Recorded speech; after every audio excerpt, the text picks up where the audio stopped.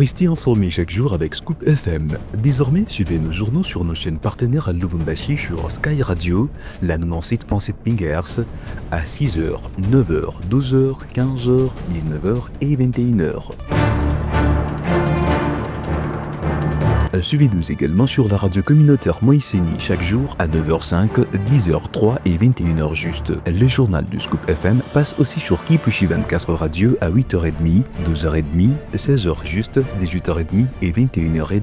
Retrouvez-nous également sur Vox Congo. Téléchargez dès maintenant l'application Vox Congo pour rester informé en temps réel.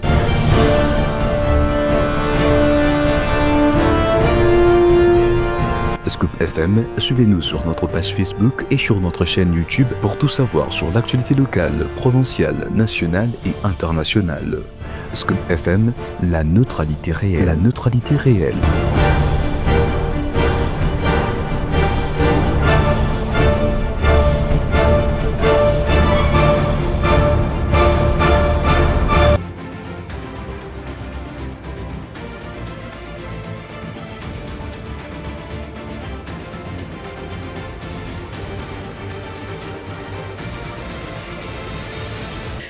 À la une de l'actualité, un seul titre. Au moins 4 containers des munitions ont explosé l'après-midi de ce jeudi 27 novembre au camp militaire Kimbembe à l'entrée de la ville de Lubumbashi. Selon les services anti-incendie de la mairie, l'incendie déclaré vers 15h a été maîtrisé après 3 heures d'intervention. Des détails à suivre dans ce journal. Présenté par Gloire Diboué. Mesdames et messieurs, bonjour, bienvenue à tous dans cette édition sous la coordination de Christian Mouchompa.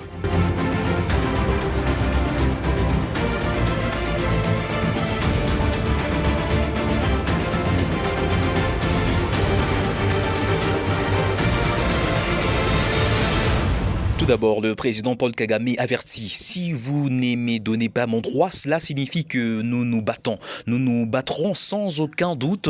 Goma fait partie des problèmes qui me concernent. Si vous voulez Goma, Kavumu, Bukavu, résolvez mes problèmes. Kagame qui explique comment, s'il était l'F-123, il répondrait à ceux qui exigent la réouverture de l'aéroport des Goma. Suivez. Come and I'm the one controlling Goma. And you come say, I want to use Goma. I say, fine. But these are conditions. Goma is part of my problems that I face with the government. And now it is in my hands. Patrick Muyaya, porte-parole du gouvernement, a annoncé son intention de s'installer au Nord Kivu dès les retours de la paix dans la région. Il explique son engagement envers cette province qu'il a visité fréquemment tout en dénonçant la désinformation et les influences néfastes. Suivez Patrick Muyaya dans ses propos recueillis par votre rédaction. En parlant de cela, j'ai vu qu'il y avait sur les réseaux sociaux une fausse polémique engagée par les fils, justement, parce que très attentifs à ce que nous disons, et dans le strict objectif de s'aimer la division et la confusion. J'aimerais rappeler ici la position du gouvernement, du président de la République depuis le premier jour de ce conflit. Chaque Congolais est important. Chaque province, chaque territoire, chaque communauté compte. La preuve, le ministre des Mines a failli laisser sa vie parce qu'il devait aller compatir avec les compatriotes qui ont été touchés. L'unité nationale, c'est le socle qui nous tient, et la mobilisation de tous les citoyens que nous faisons quotidiennement est la seule réponse à l'agression. Et c'est cette mobilisation qui fait que on veut toujours, à travers la désinformation, toujours à travers le poison rwandais, vouloir travestir ce qui a été dit ici. Je pense que s'il y a une province que j'ai particulièrement visitée depuis que je suis au gouvernement, c'est la province du Nord Kivu. Et d'ailleurs, je m'y installerai dès que la paix sera restaurée, parce que la République du Congo, démocratique du Congo, appartient à nous tous. Donc, c'est pas étonnant de voir que ceux qui cherchent des canaux pour éviter justement le sort qui est attendu d'eux, à la fois de leur père, qui a déjà montré des exemples de comment ils traitent ces supplétifs, mais aussi au terme des discussions, peuvent trouver autre chose que penser pouvoir travestir la volonté du gouvernement. En termes d'entrepreneuriat, c'est un travail que je faisais comme député national. Je ne voudrais pas faire un classement, mais les jeunes du Nord Kivu qui sont résistants et résilients le savent. Mais ici, il faut aussi rappeler que la province du Nord Kivu est dirigée par le gouverneur militaire à partir de Béni, ou comme la province du Nord Kivu à partir de Vira. Évidemment, il y a des parties du territoire qui sont occupées. Nous y travaillons quotidiennement. Vous avez vu que le budget consacre 30% à la sécurité. Sur ces mêmes chapitres, nous disons à M. Félix Tshisekedi, les Congolais ont le droit de connaître les contenus réels du projet d'accord que vous envisagez de signer avec M. Kagame à Washington. Ce projet doit être rendu public. N'est signé aucun accord qui porterait atteinte à la souveraineté de la République démocratique du Congo. Déclaration de Martin Fayulu, opposant congolais. Dans l'actualité également, le ministre des Mines, Louise Watum Kabamba, a annoncé la reprise des exportations des cobalt dès la semaine prochaine. Après plusieurs mois de suspensions visant à stabiliser les prix, la RDC, détentrice de plus de 70% des réserves mondiales, veut désormais mieux encadrer la mise en vente de ces minéraux stratégiques grâce à un système des quotas et à un contrôle renforcé. Nikez Umba. Les exportations de cobalt reprendront de la semaine prochaine en République démocratique du Congo. L'annonce a été faite par le ministre de Mines, Louise Watum Kabamba, qui a défendu la décision de suspension prise il y a plusieurs mois. Selon lui, le marché était en situation de surabondance, menaçant d'entraîner un effondrement des prix. Bloquer temporairement les exportations était donc-il un moyen de protéger la valeur stratégique du cobalt congolais. Avec la reprise, une nouvelle étape s'ouvre, celle d'un contrôle renforcé. Le gouvernement introduit un système de quotas basé sur les performances moyennes d'exportateurs au cours des 3 dernières années. Louise Watum insiste. Avec 70% des réserves mondiales, la RDC a le droit de fixer ses règles. Mais il reconnaît aussi l'ampleur des défis, notamment dans l'artisanat minier, où les manques de zones légales et la prolifération des coopératives non encadrées ont conduit à des drames comme celui de Mulundu. Le ministre annonce des arrêtés pour mieux organiser ce secteur et promet que les responsables seront poursuivis. Pour l'avenir, il prône un investissement massif dans l'exploration géologique menée par des experts congolais afin de renforcer la souveraineté du pays sur les ressources stratégiques. Au moins 4 conteneurs de munitions ont explosé l'après-midi de ce jeudi 27 novembre 2025 au camp militaire Kimbembe à l'entrée de la ville de Lubumbashi. Selon les services anti-incendie de la mairie, l'incendie déclaré vers 15h a été maîtrisé après 3 heures d'intervention. Une église de l'aumônerie a été aussi touchée, mais aucune perte en vie humaine n'est signalée. Le chef du service anti-incendie, David Bibou, a affirmé que 6 camions anti-incendie ont été mobilisés pour contenir le flamme et éviter leur propagation dans les champs de la garde républicaine.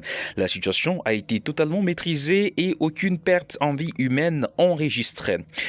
Le premier rapport sur la pollution de l'environnement dans le quartier Kasapa, Kamatete et Kamisepe attribué à l'entreprise chinoise CEDEM est déjà pris, selon Chico Kambote, président de la commission d'enquête mise en place par le gouvernement congolais, qui s'exprime jeudi à nos confrères de Top Congo. Ces documents contiennent le première recommandation à moyen terme destinées aux populations affectées. Elles ont été transmises au ministre des Mines, Louise Kabamba, chargé de le présenter au Conseil des ministres. Il précise que la primeur de ces rapports revient d'abord aux autorités nationales avant sa publication. La commission, composée d'experts des divers domaines, a travaillé plus d'une semaine à Lubumbashi afin d'évaluer les impacts environnementaux, sociaux, judiciaires et techniques, d'identifier l'origine de la pollution, d'analyser les dommages ainsi que les mesures de restauration et de sécurité à prendre. Les travaux se poursuivront la semaine prochaine pour finaliser les recommandations à moyen et long terme.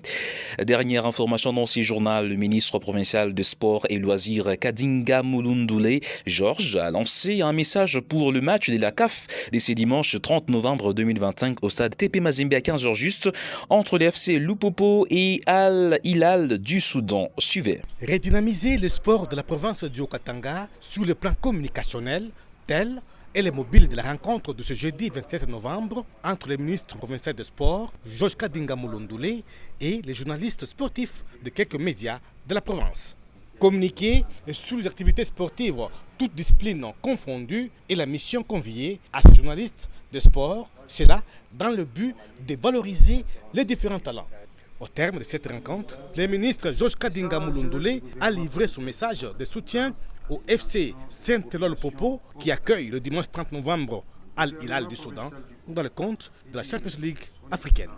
Message du gouvernement provincial du Haut-Katanga à l'intention de la population haut-katangaise. Le gouvernement provincial du Haut-Katanga qui dirige son Excellence, Monsieur le gouverneur A.I. Martin Kazembe Choula, et le ministre provincial des Sports et Loisirs informe les amoureux du ballon rond qu'un match se jouera ce dimanche 30 novembre 2025 au stade TP Mazembe de Kamalondo à 15h qui opposera le FC Saint-Eloi-le-Popo à Al Hilal du Soudan. Sur ce, le gouvernement demande à tous les supporters de se rendre nombreux au stade pour soutenir et encourager les joueurs afin de les pousser à la victoire certaine, et il les invite à adopter un comportement de fair play et de sportivité en évitant de poser les actes de vandalisme et d'incivisme, notamment les casses, le jet de projectiles, les insultes, etc. Par la même occasion, le gouvernement provincial félicite le premier sportif congolais, son Excellence Félix Antoine Tshisekedi Tshilombo, pour les efforts consentis et de son patriotisme qui ne fait preuve d'aucun doute, ayant conduit l'équipe nationale de football des Léopards A à la qualification de la phase finale des barrages internationaux pour la participation au Mondial 2026 et encourage le ministre national des Sports pour son esprit managérial et de son sens élevé de leadership, ayant poussé notre équipe à ce niveau de compétition. C'est par cette note que nous mettons un terme à cette édition du journal sur votre radio. Mesdames et messieurs, merci de nous avoir suivis. Gloire Diboué, c'est moi qui étais à la présentation. Merci à Christian Mouchampa pour la coordination. Retrouvons-nous très prochainement pour une nouvelle session d'information. Vous nous suivez sur Scoop FM ainsi que nos chaînes partenaires. Nous émettons depuis la ville de Lubumbashi en République démocratique du Congo. À très bientôt.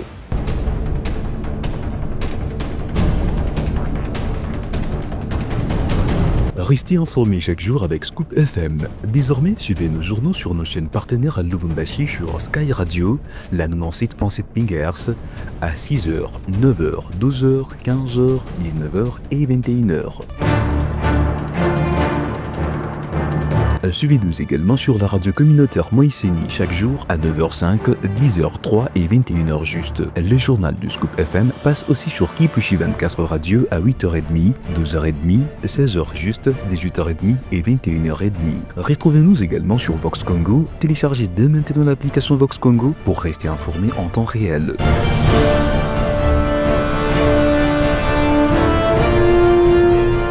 Scoop FM, suivez-nous sur notre page Facebook et sur notre chaîne YouTube pour tout savoir sur l'actualité locale, provinciale, nationale et internationale. Scoop FM, la neutralité réelle.